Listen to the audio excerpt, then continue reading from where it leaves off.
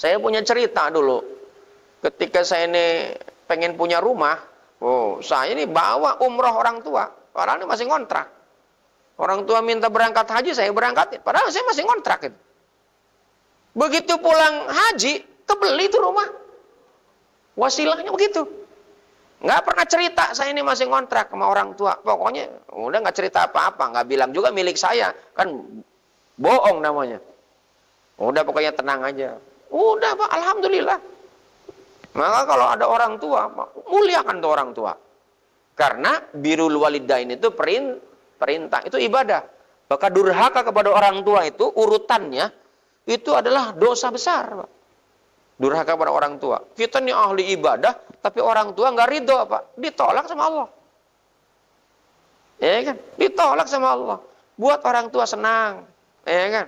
Nah tentu makanya nih kan kaitan dengan evaluasi ini Rasulullah SAW suatu ketika naik mimbar tuh mau ceramah mungkin kan atau mau ngajar atau mau khutbah kan. Ketika naik mimbar baru ngelangkah satu tangga Rasulullah ngucapin amin. Naik lagi tangga kedua amin. Naik ke tangga ketiga amin. Selesai berceramah Rasulullah ditanya para sahabat, "Ya Rasulullah, kenapa kamu ngucapin amin? Padahal tidak ada yang sedang berdoa dan engkau pun tidak berdoa." Kata Rasulullah, "Tahukah engkau wahai sahabat-sahabatku, tadi malaikat Jibril datang menghampiriku." Apa yang disampaikan oleh malaikat Jibril? Berdoa. Celaka orang yang datang Ramadan, ketika Ramadan sudah habis, dosanya tidak diampuni oleh Allah. Artinya apa? Nggak diambil tuh peluangnya. Ramadan. Padahal Ramadan itu keuntungan dan keistimewaannya itu bulan magfirah. Betul gak? Terus kata Rasulullah, amin. Ini dua makhluk yang begitu sangat dekat dengan Allah. Satu malaikat Jibril, yang kedua Rasulullah. Itu kalau kemudian yang satu berdoa, yang satu mengaminkan, ijabah kata. Bukannya ijabah lagi, sangat diijabah, Pak. Ya kan? Yang kedua, celaka bagi seorang anak yang punya kedua orang tua atau tinggal sebelahnya, ya, orang tua, tidak dihantarkan untuk masuk surga. Artinya orang tuanya dibiarkan durhaka. Kita ngerti agama nih, orang tuanya nggak ngerti agama.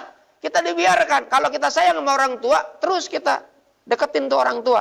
Kita giring, kita nasihatin. Nggak apa-apa tuh nasihatin orang tua, Pak. Tentu sesuai dengan apa yang bisa ditangkap oleh orang tua. Jangan dibiarkan orang tua ini larut terhadap kekafirannya. Maka Rasulullah mengaminkan tuh. Yang ketiga, ketika ada diucapkan namamu, tapi dia tidak bersolawat kepadamu, maka itu oleh malaikat Jibril celaka orang ketika namamu disebut, dia tidak bersolawat. Kata Rasulullah, amin. Makanya ketika ngedengar nama Muhammad, maka ucapkan Allahumma salli ala Sayyidina Muhammad wa ala ali Sayyidina Muhammad. Itu sebakhil-bakhil manusia Pak kalau nggak bersolawat. Ya. Nah, jemaah yang dimuliakan Allah Subhanahu wa taala, Ramadan ini istimewa, Pak. Kita nih jalankan Ramadan. Jangan-jangan apa yang kita jalankan sudah sesuai nggak dengan sunnah? Sudah sesuai nggak dengan apa yang diajarkan oleh para guru? Itu kan penting kita evaluasi. Nah, sekarang saya mau tanya, jemaah yang dimuliakan Allah Subhanahu wa taala, apa bedanya hari ini dengan hari kemarin? Apa bedanya?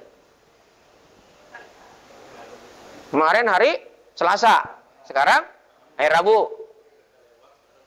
Oh, kalau yang kemarin udah lewat, yang sekarang baru kita jalanin. Nah, boleh juga, ya. Terus apa lagi? Apa bedanya hari ini dengan hari kemarin? Hari ini harus lebih baik dibandingkan hari kemarin. Nah, terus ada lagi? Apa lagi? Kalau ini bulan apa sekarang? Bulan Syawal, kata siapa? Kata tanggalan dia. Kalender. Ya kan? Hari ini bisa nggak kalau saya sebut hari ini hari Ahad? Bisa nggak? Kenapa nggak bisa? Iya, dari mana Bapak tahu hari ini hari Rebo? Kalender kan? Kalau kemudian kita sepakati hari ini hari Ahad, Bisa nggak?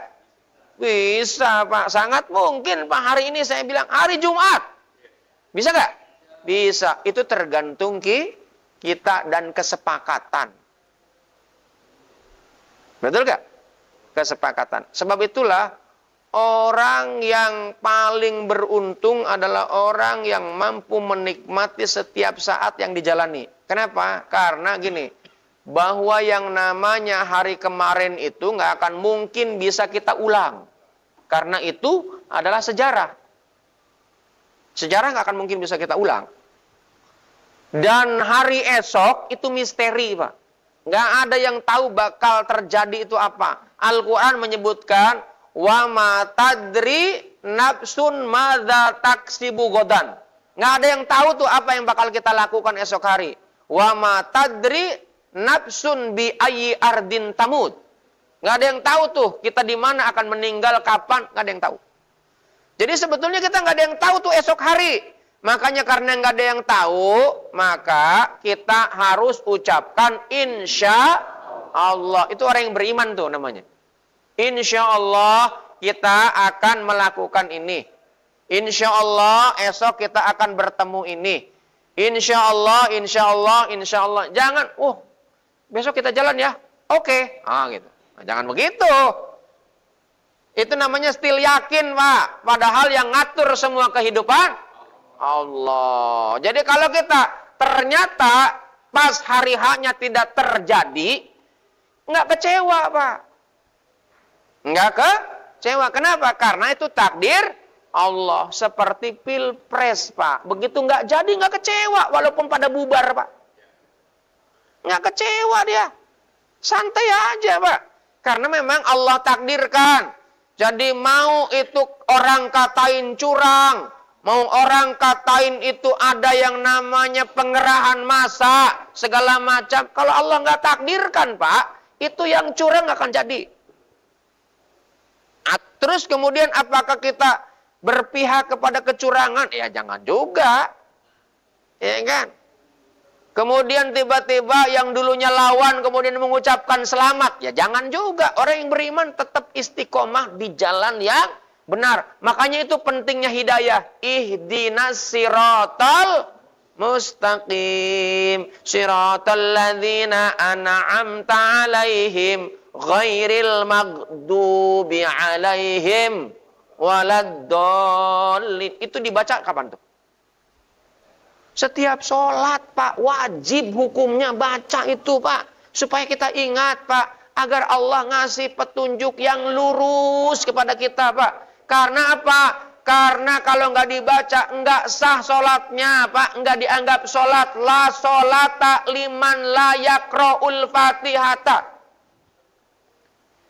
Lupa aja nggak boleh, Pak, itu surat Fatihah. Kalau kita lupa ruku, sujud sahwi. Kalau lupa baca Fatihah, kagak ada sujud sahwi, Pak. Harus diulang sholatnya. Nggak ada itu.